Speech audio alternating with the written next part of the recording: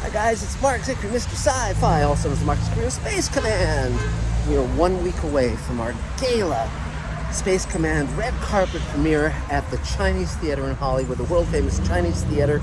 And then we're going to go into prep the next day and be shooting for the next few days after that, building the alien spaceship. All of it's looking really cool. Lots to share with you guys. Also in the process of buying a giant robot, all sorts of stuff. Lots to talk about coming very soon. Right now, today, I just wanted to talk about, For All Mankind, which is Ron Moore's show that details an alternative history where the Russians beat us to the moon, and so the manned space program continues, and now we're in the third season. This is the third episode I just watched, where we are competing with the Russians and with private industry, American industry, to land on Mars. NASA is the official arm, of course. They're the official Mars mission from the government, from the American government.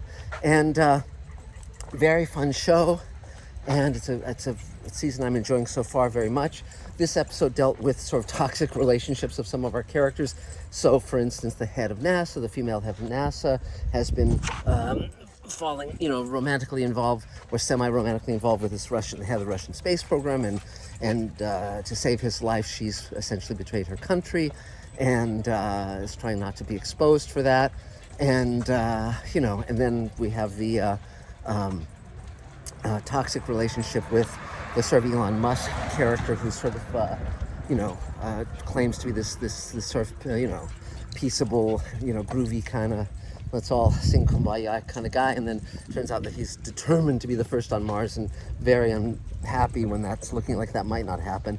And we have our main character Ed, who his second in command on the private Mars mission is secretly in love with Ed's ex-wife, and so there's a lot of interesting stuff going on, and that's counterpointed by people who sort of have their act together, like the female commander of the NASA Mars mission, and Ed's adoptive daughter, who's her basic right-hand person.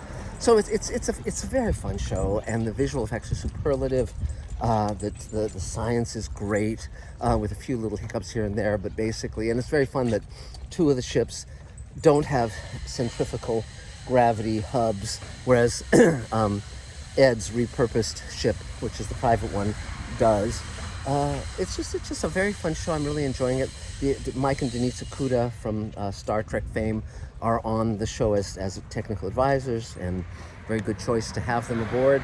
And it just keeps going, and it's well crafted, and it knows what it's doing, and so far so good. And the alternate history is very interesting. One of our characters has ended up being the first female president of the United States, and she's a gay person, which is very, very interesting.